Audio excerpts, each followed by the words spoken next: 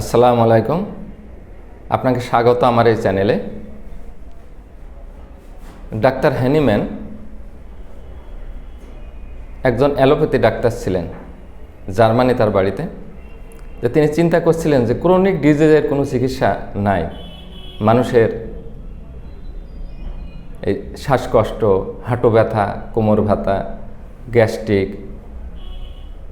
বা সোরা এবং সাইকোসিস এবং সিফিলিটিক ঘটিত যে সমস্ত জটিল জটিল রোগ হয়, যেমন কিডনি ড্যামেজ হয়ে যাওয়া, লিভার সিরোসিস, এছাড়া আরও জটিল রোগ যেগুলোর কোনো চিকিৎসা হচ্ছে না। তখন তিনি চিন্তা করলেন যে কিভাবে এই সমস্ত ক্রনিক ডিজিজের চিকিৎসা করা যায়। তো তখন তিনি তৎকালীন গ্রিক চিকিৎসা শাস্ত্রের উপর পড়াশোনা করলেন, কিন্তু দেখলেন সেখানেও ক্রনিক ডিজিজের কোনো চিকিৎসা নেই। তারপর তিনি মুসলিম চিকিৎসা শাস্ত্র, যেমন ইউনানি শাস্ত্র তিনি পড়াশোনা করলেন, তিনি সেখানেও দেখলেন ক্রনিক ডিজিজের কোনো চিকিৎসা নেই। এবং তিনি ভারতীয় চিকিৎসা শাস্ত্র, আয়ুর্বেদিক চিকিৎসা, সেখানেও তিনি পড়ে দেখলেন যে ক্রনিক ডিজিজের কোনো চিকিৎসা নেই। তখন তিনি চিন্তা করলেন যে এতগুলো চিকিৎসা শাস্ত্র, কোথাও ক্রনিক ডিজিজের কোনো চিকিৎসা পাওয়া যাচ্ছে না, তাহলে ক্রনিক ডিজিজের চিকিৎসা কীভাবে আবিষ্কার করা যায়, এই নিয়ে তিনি চিন্তা এবং গবেষণা করতে থাকেন। তখন হঠাৎ তার অন্তরে একটা খেয়াল আসে যে ইউরোপে গরমের দিনে মানুষের গরম শরীরে আবদ্ধ হলে চোখ এবং মুখ লাল হয় এবং মাথার ভিতরে শরীরের ভিতরে দপদপ করতে থাকে। তখন ইউরোপের মানুষ বেলেডোনা নামে একটা গাছের পাতার রস শেষে রস করে খেলে পারে এই গরম কেটে যেত এবং তার চোখ এবং মুখের যে লাল ভাব কেটে যেত এবং সে সুস্থ হতো।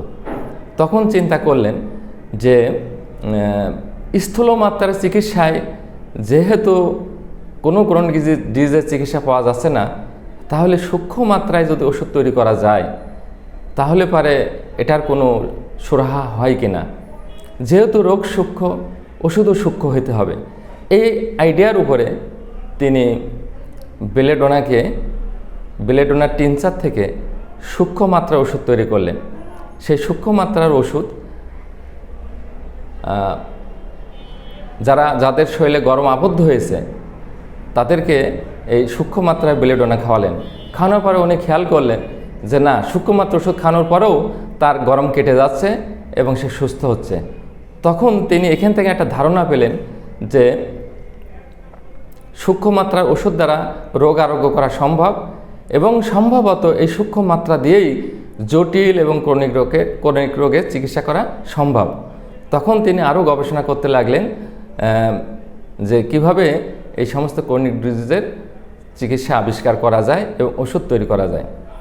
এবং এরপর থেকে তার গবেষণা এবং চলতে থাকে এবং তিনি অনেক ওষুধ তিনি নিজ জীবনে গবেষণা করে তৈরি করেছেন এবং সেই সমস্ত ওষুধ দিয়ে ক্রনিক ডিজিজ আরোগ্য হয়েছে এবং তিনি পথ দেখিয়ে গেছেন।